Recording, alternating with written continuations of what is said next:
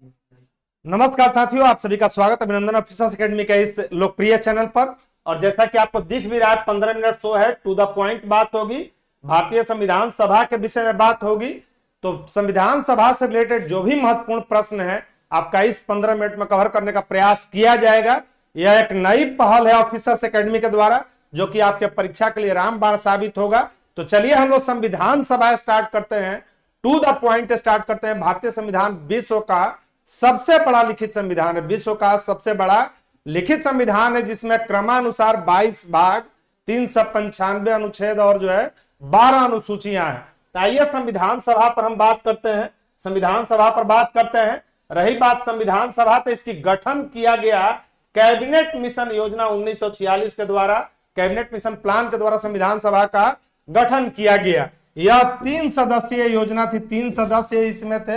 Cabinet mission में 3 सदस्य थे। पैथिक लॉरेंस के नेतृत्व में कैबिनेट मिशन भारत आया था, पैथिक लॉरेंस के नेतृत्व में आया था। इसमें एवी अलेक्जेंडर थे, एवी अलेक्जेंडर थे, अलेक्जेंडर थे और क्रिप्स थे, अलेक्जेंडर थे,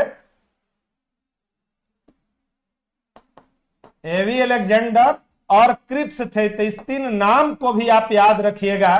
कैबिनेट मिशन जो आया था उसमें 3 सदस्य थे, पैथिक लॉरेंस थे, एबी अलेक्जेंडर थे और क्रिप्स थे। और यह जो है लॉरेंस के नेतृत्व में कैबिनेट मिशन भारत आया था, लॉरेंस के नेतृत्व में कैबिनेट मिशन भारत आया था। अब रही बात मांग की, तो मांग की बात यदि की जाए तो 1895 इसमें बीजी तिलक ने संविधान सभा की मांग की थी। तिलक ने संविधान सभा की मांग की थी, तिलक ने संविधान सभा की मांग की थी। 1895 ईस्वी में संविधान सभा की मांग की थी, संविधान सभा की मांग की गई थी। गांधी कहे थे कि संविधान सभा भारतीयों की इच्छा अनुसार होनी चाहिए। कथन संबंधी प्रश्न है, गांधी का यह स्टेटमेंट है, गांधी का स्टेटमेंट है कि संविधान सभा भारतीयों की इच्छा अनुसार होना चाहिए।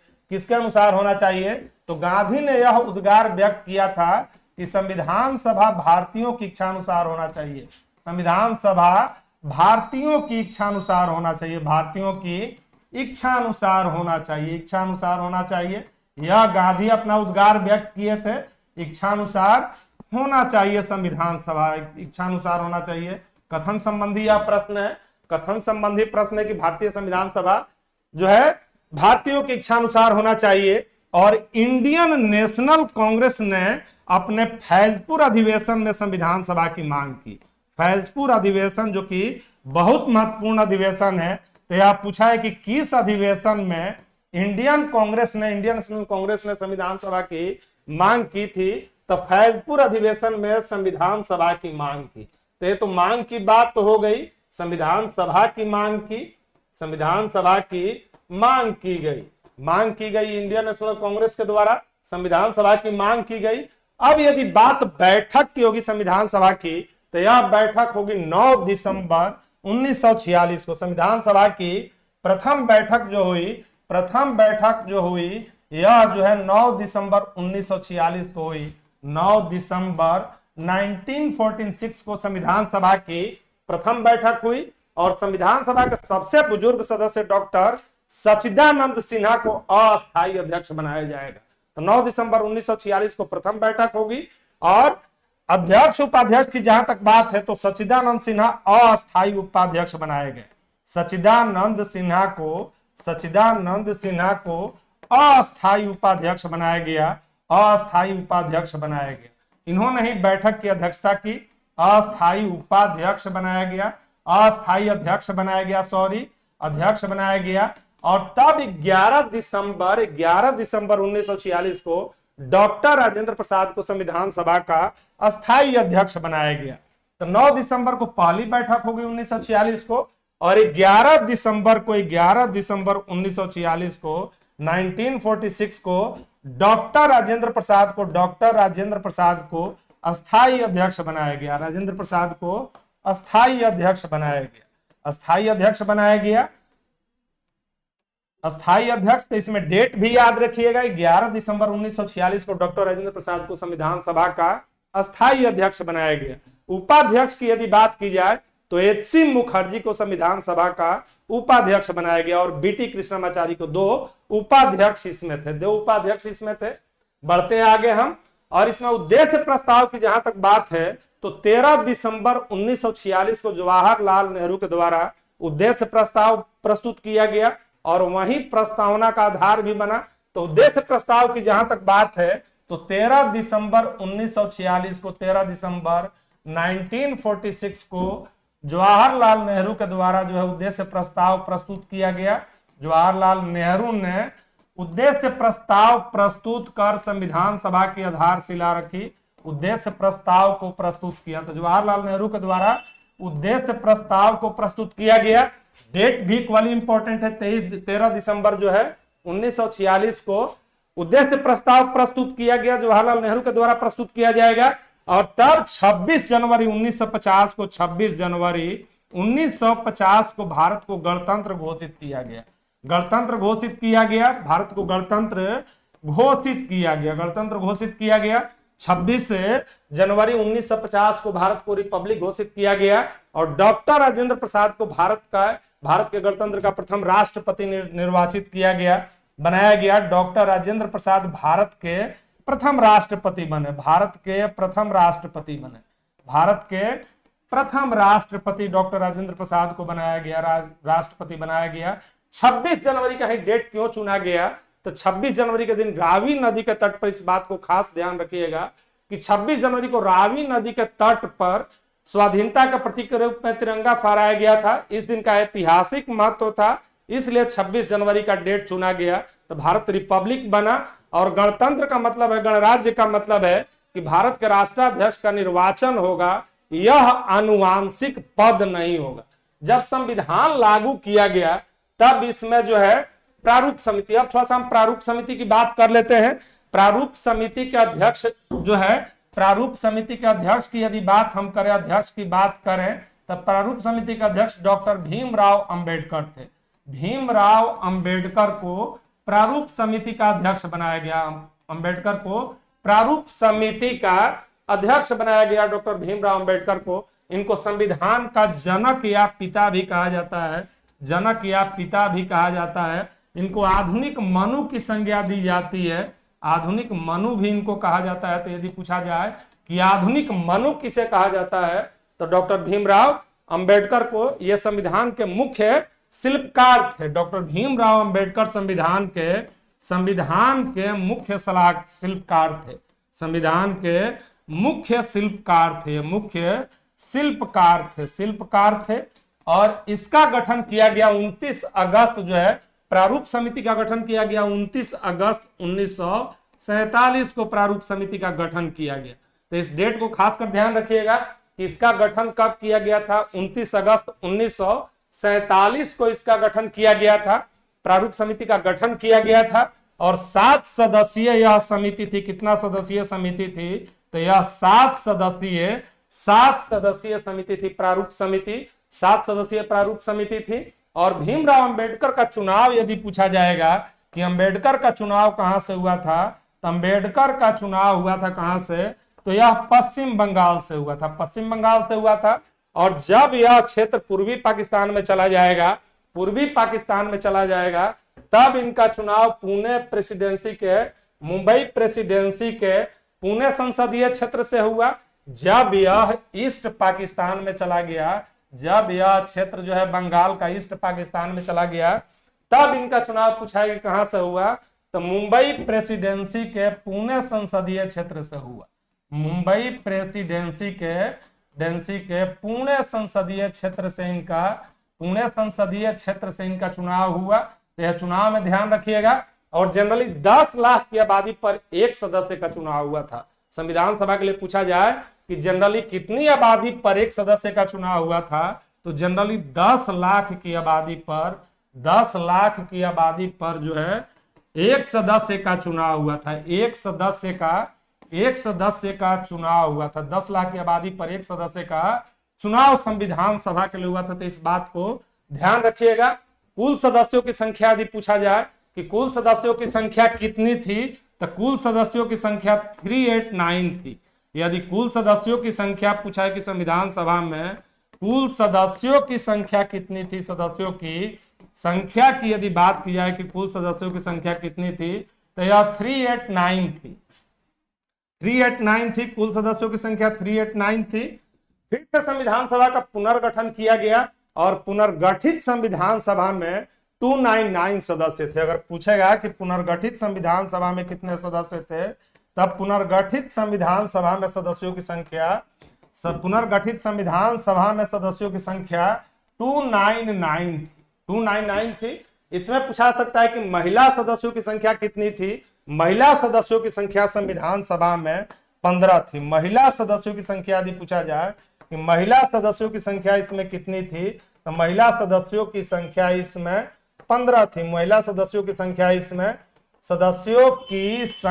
इसमें 15 थी। संख्या इसमें कितनी थी? तो महिला सदस्यों की संख्या 15 थी। यदि प्रतीक पूछा जाए कि संविधान सभा का प्रतीक क्या था, तो संविधान सभा का प्रतीक हाथी था। यदि प्रतीक की बात की जाए कि संविधान सभा का प्रतीक क्या था, तो संविधान सभा का प्रतीक हाथी था। महिला सदस्यों की संख्या इसमें कितनी थी? तो महिला सदस्यों की संख्या 15 इसमें थी। जब संविधान लागू हुआ, यानी संविधान लागू होने के समय इसमें पूछा है कि संविधान लागू होने के समय जो है, लागू होने के समय इसमें कितने अनुच्छेद, कितने भाग और कितनी अनुसूचियां थी? तो संविधान लागू होने के समय इसमें 22 भाग, कितने भाग थे? तो 22 भाग थे इसमें। संविधान लागू होने के समय इसमें कुल 22 भाग, 395 अनुच्छेद यानी आर्टिकल, और 12 अनुसूचियां थी। इसमें कितनी अनुसूचियों की संख्या थी? तो 12 अनुसूचियों की संख्या थी। 8 अनुसूचियों की संख्या थी, जो आगे बढ़कर जो है 12 हो गई। अनुसूचियों की संख्या इसमें कितनी थी? तो 8 अनुसूचियों की संख्या इसमें थी। वर्तमान में यदि बात की जाए, वर्तमान को ध्यान में रखिएगा कि वर्तमान में संविधान में क्रमानुसार कुल 22 भाग, कुल कितने भाग हैं? 22 भाग हैं। 395 अनुच्छेद हैं, 395 अनुच्छेद हैं, और 12 अनुसूचियां इसमें, 12 अनुसूचियां हैं। हैदराबाद एक ऐसी रियासत थी जो कि संविधान सभा में शामिल नहीं हुई थी। हैदराबाद एक ऐसी रियासत थी जो संविधान सभा में शामिल नहीं हुई थी। हैदराबाद ध्यान में रखिएगा कि हैदराबाद एक ऐसी रियासत थी जो संविधान सभा में शामिल नहीं हुई थी। हैदराबाद एक ऐसी रियासत थी जो संविधान सभा में शामिल नहीं हुई थी। रियासत थी, इसके निजाम होते थे, हैदराबाद के निजाम होते थे, और ऐसी रियासत थी जो संविधान सभा में सम्मिलित नहीं हुई थी। हैदराबाद ऐसी रियासत थी जो संविधान सभा में शामिल नहीं हुई थी। संविधान सभा में शामिल नहीं हुई थी हैदराबाद रियासत। रही बात यदि आलोचना की, तो संविधान सभा की आलोचना भी की जाती है। ऑस्टिन कहे थे कि संविधान सभा कांग्रेस थी और कांग्रेस संविधान सभा था। आगे हम देखते हैं आलोचना की बात यदि हम करें, तो एक संविधान विशेषज्ञ ऑस्टिन है। संविधान विशेषज्ञ ऑस्टिन के अनुसार जो है संविधान सभा कांग्रेस थी। ऑस्टिन ने कहा है कि संविधान सभा कांग्रेस थी और कांग्रेस भारत था। संविधान सभा कांग्रेस थी और कांग्रेस भारत था। संविधान सभा कांग्रेस थी। संविधान सभा कांग्रेस कथन में यह प्रश्न पूछा सकता है। संविधान विशेषज्ञ ऑस्टिन ने कहा है कि संविधान सभा कांग्रेस थी और कांग्रेस भारत था, और कांग्रेस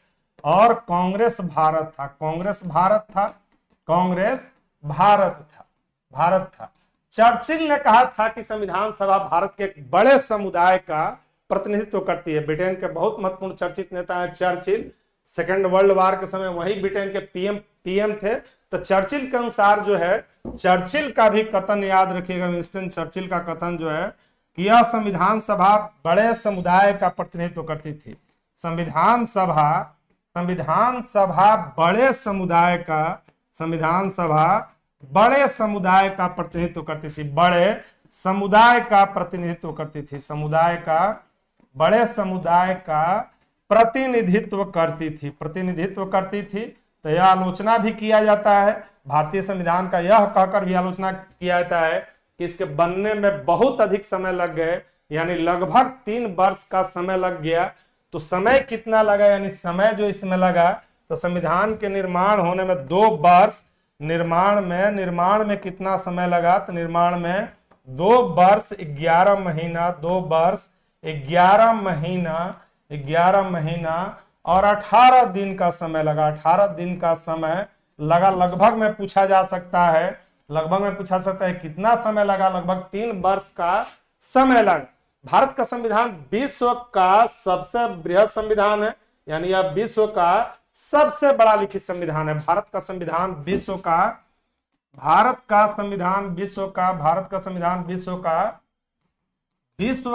सबसे बड़ा लिखित संविधान है, विश्व का सबसे बड़ा लिखित संविधान है। अब एक प्रश्न यहाँ पर यह उत्पन्न होगा कि बृहद होने का कारण क्या है, तो उस पर हम लोग बात करेंगे।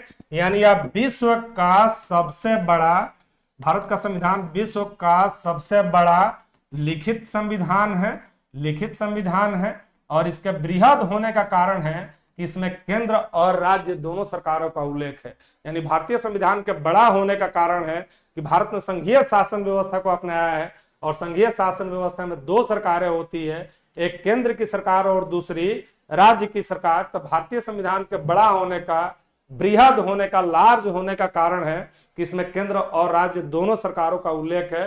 तो भारतीय संविधान का बृहद होने का कारण है, संविधान का बृहद होने यानी बड़ा होने का कारण है, बृहद होने का कारण इसमें है, बृहद होने का कारण है कि इसमें केंद्र और राज्य दोनों सरकारों का उल्लेख है। यानी भारत ने संघात्मक शासन व्यवस्था को अपनाया है। तो भारतीय संविधान का बृहद होने का कारण है कि इसमें केंद्र और राज्य दोनों सरकारों का उल्लेख है। इसमें केंद्र एवं राज्य दोनों सरकारों का उल्लेख है, केंद्र एवं राज्य दोनों सरकारों का उल्लेख है, राज्य दोनों सरकारों का उल्लेख है, दोनों सरकारों का उल्लेख किया गया है, सरकारों का उल्लेख किया गया है। तो इसलिए यह बड़ा संविधान हो गया है। प्रतीक यदि पूछा जाए कि भारतीय संविधान का प्रतीक क्या है, तो भारतीय संविधान का प्रतीक हाथी है। यदि पूछा जाए कि भारतीय संविधान का प्रतीक क्या है, तो भारतीय संविधान का प्रतीक जो है हाथी था। संविधान सभा का प्रतीक क्या है, तो प्रतीक की यदि बात की जाए तो प्रतीक इसका हाथी है। प्रतीक क्या है, तो प्रतीक इसका हाथी है। तो आज हम लोग बात किए संविधान सभा पर। महत्वपूर्ण, चूंकि समय निर्धारित समय में इस जो है चैप्टर को हमको देखना था, तो मुख्य बिंदुओं पर ही बात किया गया, मुख्य बिंदुओं पर बात किया, जो कि आपके परीक्षा के लिए अति महत्वपूर्ण साबित होगा। ध्यान रखना कि इसका गठन हुआ था कैबिनेट मिशन योजना के अनुसार, जो है 10 लाख की आबादी पर, एक बार पुनः रिकैप कर लीजिए कि 10 लाख की आबादी पर एक सदस्य का चुनाव किया गया था। संविधान सभा में 3 सदस्य थे। लॉरेंस के नेतृत्व में यह लॉरेंस के नेतृत्व में संविधान कैबिनेट मिशन भारत आया था। इसके तहत जो है संविधान सभा का गठन किया गया था। तो मिलते हैं हम लोग अगले दिन अति महत्वपूर्ण टॉपिक के साथ, उसके संदर्भ विश्लेषण के साथ। तब तक स्वस्थ रहिए, प्रसन्न रहिए। बहुत बहुत धन्यवाद। Thank you.